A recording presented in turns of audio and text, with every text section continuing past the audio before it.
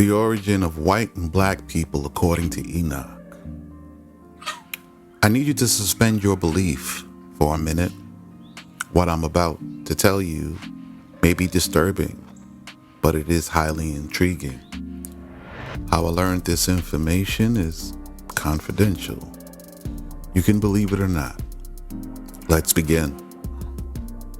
According to Enoch, who is called Enoch, when God spoke, "Let us make man," in Genesis, he was talking to the angels, listed in chapter 69, under this oath, Tabait Kasbil Bika Aki.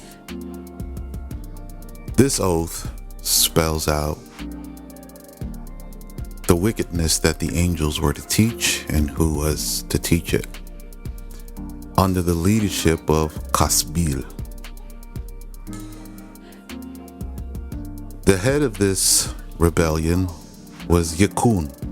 It was Yakun, Kasbil, Gadaril, who seduced Eve, called Hava. The seed of this relationship produced Cain, who was pronounced Cain, meaning to acquire or buy. Cain, as we know, killed Abel, who was the son of Adam. The seed of Adam and Chava were all melanated peoples. However, Cain was unmelanated, producing no likeness of the origin of the creation which God had created. And Cain, not having the essence of the origin of the creation from the Creator, that essence being the natural law, was made within him with the ability to keep it. Cain killed Abel and shedded his blood.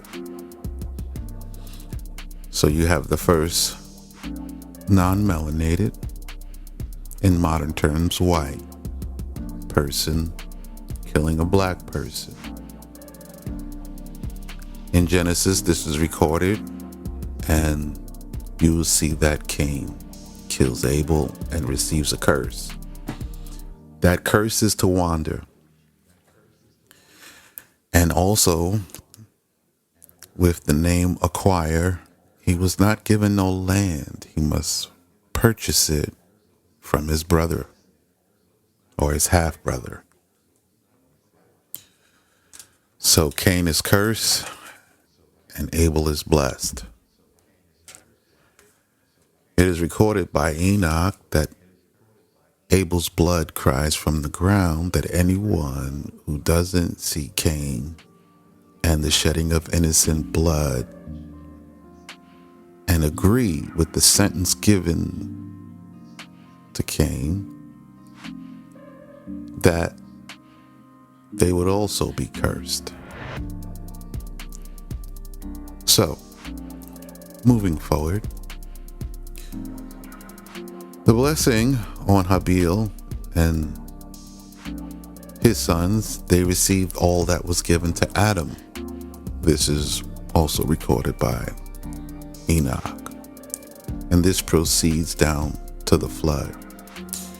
And there is a special agreement for the sons of Adam, the melanated people, not to intermarry with the unmelanated people of Cain,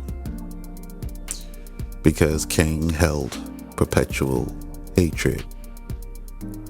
And in his perpetual hatred, he always sought to multiply quickly and acquire possession of the earth, either by purchasing it or with war, the shedding of innocent blood. This proceeds on to the flood, And you get Noah, his sons, and their wives, which survived the flood. This is recorded as the Epic of Gilgamesh in the cuneiform of the Persian tongue, but we know him as Noah in the Sumerian tongue. Sumeria now, according to the book of Genesis, belongs to Ephraim, the son of Jacob. Also on the ark recorded in the Sumerian text was Og, the son or descendant of Cain. It was he who conspired with Ham to steal Adam's garments from Noah. Ham and Og both marry into and reproduce rapidly and produce Nimrod and Babylon and the Babylonian system. With the rise of Babylon, the fall of Babylon is on account of Abraham. Abraham defeated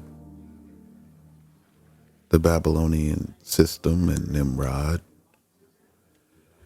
according to his merit of righteousness in Genesis. Og and his sons flee from Babylon and move down to the more south in the Middle East, the areas round about Jordan and Saudi Arabia today. After Abraham defeats Nimrod in the region, after his Hajj, his migration, it is recorded in the book of Genesis that Abraham defeats the sons of Og, now called the Nephilim, or the fallen ones, or the seed of the watchers, or the Agim, as recorded in Jasher.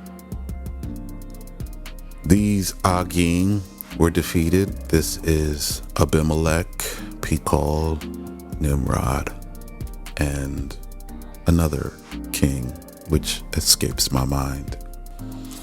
And after they were defeated, they flee into what is modern day Egypt. Though Og and his children remain, as they didn't participate in the battle. So Og has a number of children, and they leave from what is modern day Palestine, Israel, Jordan, and they go into Egypt. However, Og remains in the Saudi Arabia area. This begins until after Abraham has finished building Hebron.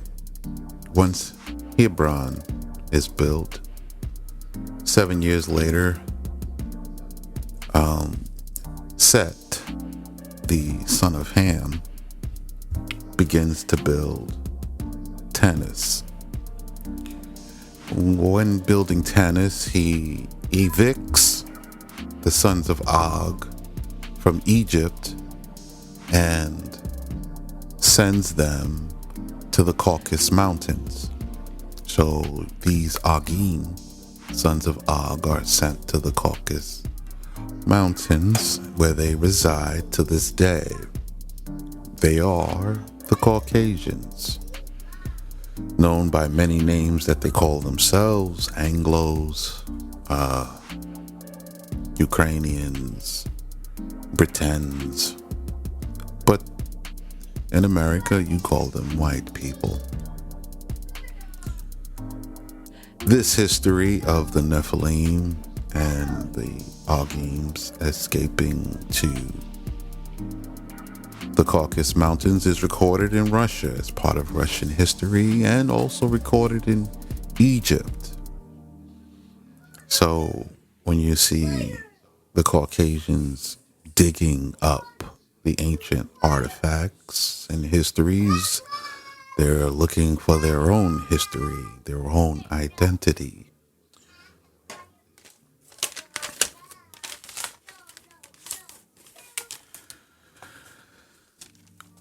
They keep a common campaign as recorded by Enoch. The campaign begins with intermarriage,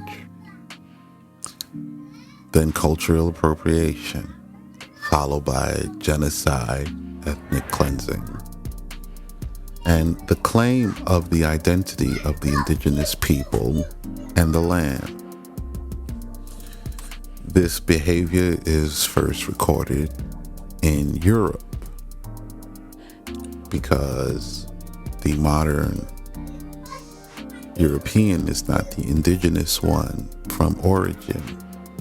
The indigenous one was chased out of Europe. Some moved into Asia, where they were chased out of Asia down to southern Asia. And the ones in Europe were chased into the Americas because at that time there was a land bridge, the Bering Strait being frozen, and the border of Russia and Alaska also being frozen. They traversed by land there into the Americas and down into South America later when the conquest of the Americas began. This history is also recorded throughout Europe's history.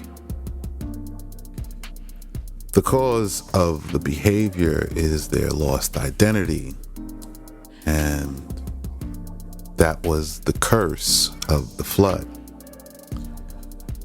However, the remnant of their identity is kept within a religious system, a 3-in-1 God belief with an assortment of other polytheisms, which you can find throughout the world. They always make their promises to enrich or improve life according to the oath in Enoch chapter 69. So, according to Enoch, the angels are appointed to every nation. To the descendants of Cain, the father of Enoch, and the Nephilim, his children called the Agims, or the Caucasians. Their angel is Azazel. So whenever they pray to their Lord or their God, it is received by Azazel. This is recorded in the book of Enoch. To the angels appointed to the Hebrew Israelites who were taken as slaves from the west coast of Africa to America, the angel appointed is Michael. So when they pray, it is recorded by Michael. And to their brothers, the Arabs and the Ishmaelites, who still remain in the Middle East, their angel is Gabriel.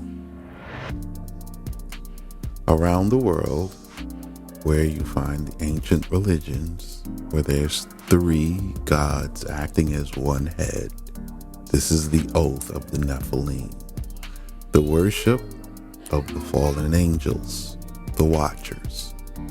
That's according to Enoch. Their mark is their unmelanation. And that's according to Enoch.